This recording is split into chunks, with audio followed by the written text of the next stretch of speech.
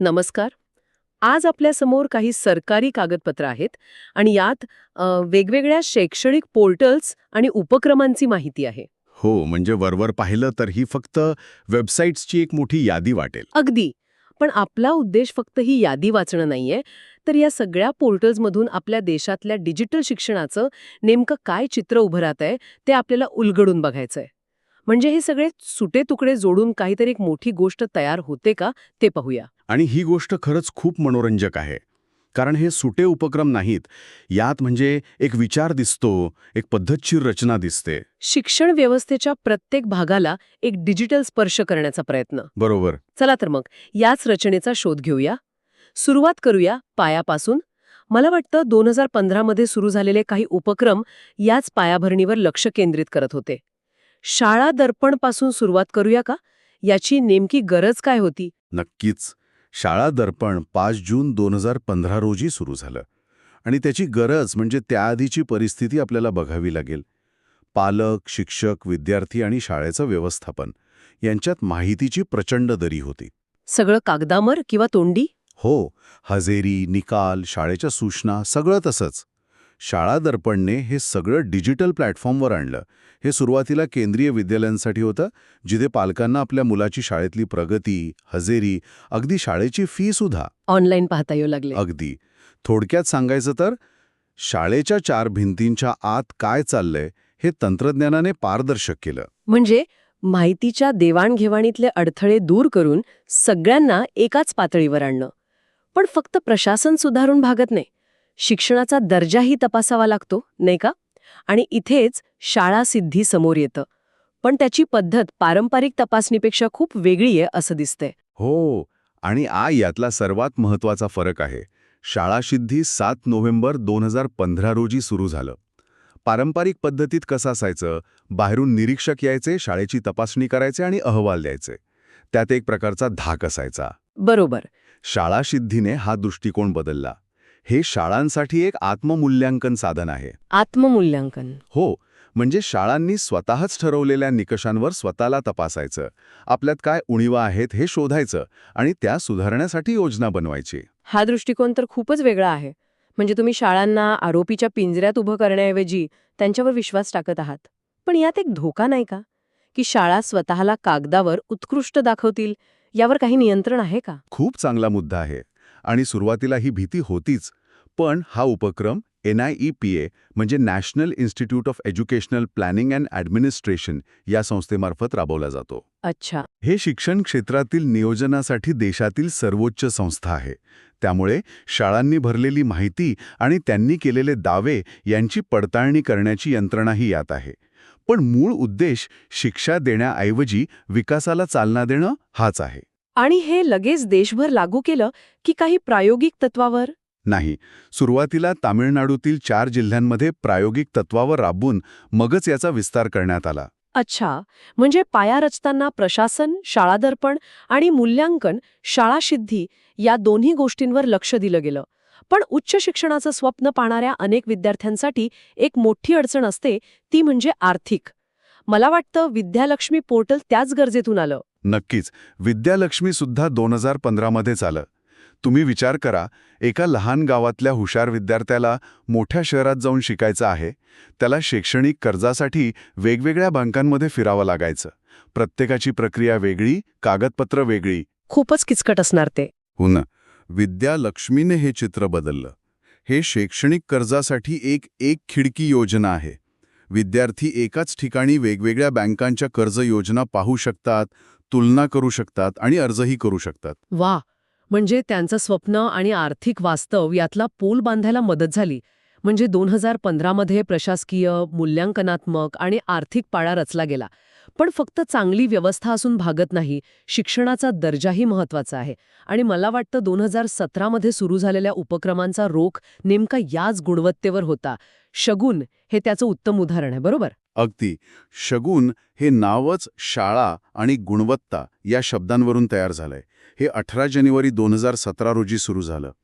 याला आपण शिक्षण योजनांवर नजर ठेवणारा डिजिटल वॉच टॉवर म्हणू शकतो. Digital watch tower? हो, सरकार अनेक योजना सुरू करते की नाही, पण त्या शेवटच्या शाळेपर्यंत, शेवटच्या विद्यार्थ्यापर्यंत पोहोचतात का, हे पाहणं महत्त्वाचं असतं. म्हणजे समजा सरकारने मुलींना शाळेत सायकली द्या अशी योजना काढली, तर शगुन पोर्टलवर अधिकारी हे पाहू शकतात की कोणत्या जिल्ह्यात किती सायकली पोहोचल्या, कुठे अडथळा येतोय. नेमके तेच. त्यामुळे योजना फक्त कागदावर राहत नाही, तर तिची प्रत्येक पायरी डिजिटल पद्धतीने तपासता येते. यामुळे अंमलबजावणीत पारदर्शकता आणि जबाबदारी दोन्ही वाढतात. बरोबर.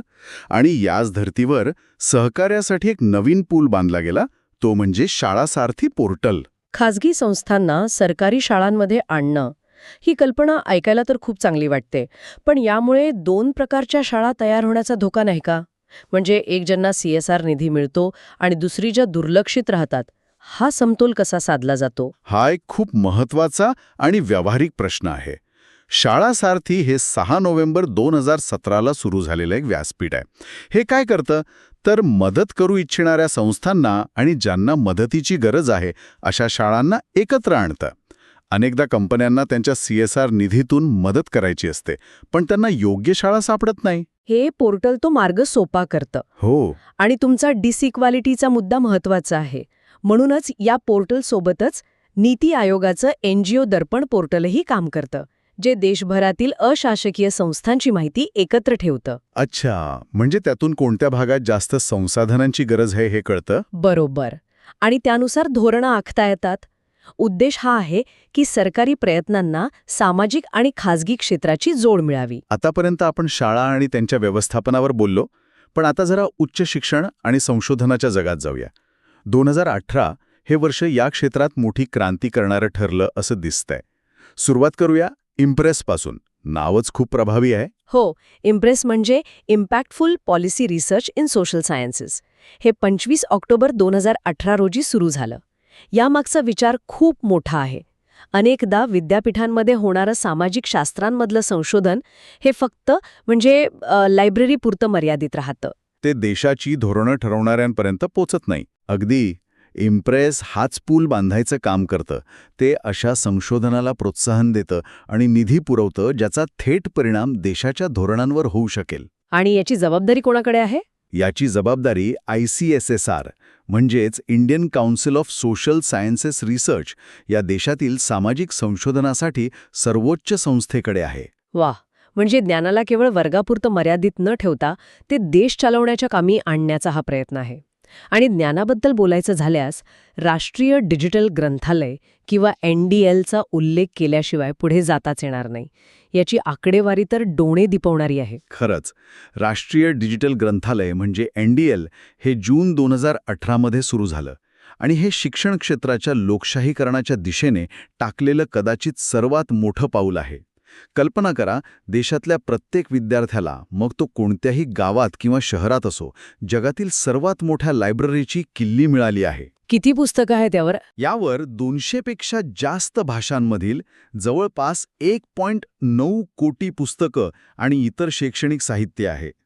9,000 संस्थांमधील 30 लाखांपेक्षा जास्त विद्यार्थी याचा वापर करतात. म्हणजे एका लहान गावातल्या विद्यार्थ्याला आता तेच पुस्तक वाचता येतं जे दिल्लीतल्या मोठ्या विद्यापीठातल्या विद्यार्थ्याला उपलब्ध आहे. अगदी.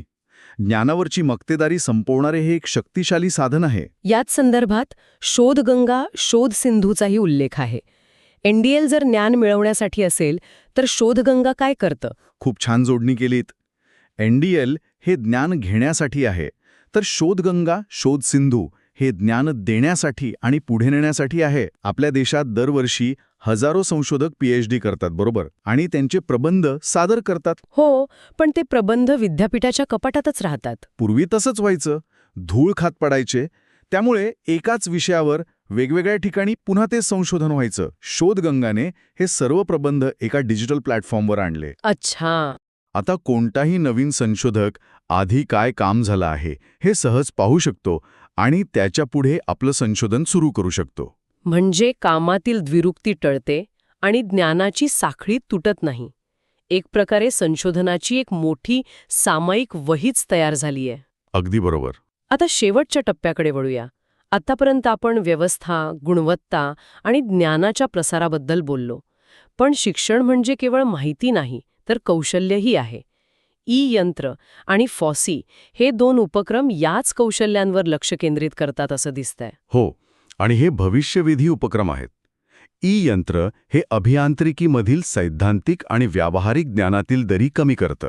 म्हणजे नेमकं काय? सोप्या भाषेत सांगायचं तर तुमच्या वॉशिंग मशीन किंवा मायक्रोवेव्हमध्ये जो छोटा कम्प्युटर असतो त्याला एम्बेडेड सिस्टीम म्हणतात. ई-यंत्र विद्यार्थ्यांना अशा उपकरणांसाठी मेंदू बनवायला प्रत्यक्ष शिकवतं. त्यांना रोबोटिक्स किट्स दिले जातात, स्पर्धा घेतल्या जातात. म्हणजे पुस्तकात वाचलेलं ज्ञान प्रत्यक्षात कसं वापरायचं हे ते शिकतात. हो, आणि फॉसी याचं पूर्ण नाव आहे free and open source software for education. याचा अर्थ काय? याचा अर्थ खूप मोठा आहे. आज अनेक विद्यार्थी आणि शिक्षण संस्था महागड्या परवानाधारक सॉफ्टवेअरवर अवलंबून आहेत की नाही? हो, आहेत. फॉसी याला एक पर्याय देतं. ते मुक्त आणि मोफत म्हणजे ओपन सोर्स सॉफ्टवेअरच्या वापराला प्रोत्साहन देतं. याचा फायदा दुहेरी आहे. एक तर संस्थांचा पैसा वाचतो आणि दुसरं म्हणजे विद्यार्थी केवळ सॉफ्टवेअरचे वापरकर्ते न राहता ते त्यात बदल कसे करायचे, ते स्वतः कसं विकसित करायचं हेही शिकू शकतात. म्हणजे तंत्रज्ञानाच्या बाबतीत देशाला आत्मनिर्भर बनवण्याच्या दिशेने हे एक महत्वाचं पाऊल आहे. तर या सगळ्या माहितीच्या तुकड्यांना एकत्र जोडल्यावर आता काय चित्र दिसतंय? शाळांच्या प्रशासनापासून ते मुक्त सॉफ्टवेअरपर्यंत या सगळ्याचा एकत्रित अर्थ काय? एकत्रित चित्र असं आहे की ही फक्त वेगवेगळ्या वेबसाईट्सची मालिका नाही, तर एक संपूर्ण डिजिटल परिसंस्था म्हणजे एक इकोसिस्टम तयार करण्याचा हा एक जाणीवपूर्वक केलेला प्रयत्न आहे. आणि या परिसंस्थेचे 4 मुख्य स्तंभ दिसतात. पहिला, प्रशासन आणि मूल्यांकन. शाळा दर्पण आणि शाळा सिद्धी. बरोबर, ज्यामुळे व्यवस्थेत पारदर्शकता येते. दुसरा स्तंभ आहे संसाधनांची उपलब्धता. विद्यालक्ष्मी NDL. हो, ज्यामुळे प्रत्येकाला शिकण्याची समान संधी मिळते. तिसरा, सहकार्य आणि जबाबदारी म्हणजे शगुन शाळासारथी. ज्यामुळे सरकारी आणि खासगी क्षेत्र एकत्र येऊन काम करू शकतं. आणि चौथा स्तंभ आहे भविष्यवेधी कौशल्य. ई-यंत्र आणि फॉसी, जो विद्यार्थ्यांना केवळ पदवीसाठी नाही तर प्रत्यक्ष कामासाठी तयार करतो. म्हणजे प्रत्येक गरजेसाठी एक डिजिटल समाधान देण्याचा हा एक व्यापक दृष्टिकोन आहे. हे शिक्षण व्यवस्थेच्या आधुनिकीकरणाच्या दिशेने टाकलेलं एक मोठं पाऊल आहे. अगदी. आणि या सर्वांमधून 3 महत्त्वाच्या गोष्टी साध्य करण्याचा प्रयत्न दिसतो: पारदर्शकता, उत्तरदायित्व आणि ज्ञानाची सुलभता. ही सर्व डिजिटल पायाभूत सुविधा आता आपल्या समोर आहे. माहितीचा महासागर आपल्या बोटांच्या टोकावर आहे. पण यामुळे माझ्या मनात एक वेगळाच आणि कदाचित अधिक महत्त्वाचा प्रश्न निर्माण होतोय. कोणता? तो हा की ही सर्व पोर्टल्स आपल्याला माहिती देण्याचं काम उत्तम प्रकारे करत आहेत, पण पुढचं मोठं आव्हान माहिती मिळवण्याचं नाहीये, तर त्या माहितीच्या महापुरातून योग्य अर्थ काढण्यासाठी लागणारी चिकित्सक विचारसरणी आणि शहाणपण कसं विकसित करायचं हे आहे. आपली शिक्षण प्रणाली आता माहिती देण्यापलीकडे जाऊन विद्यार्थ्यांना शहाणं बनवण्यासाठी स्वतःला कसं बदलेल, हा एक विचार करायला लावणारा प्रश्न आहे, नाही का?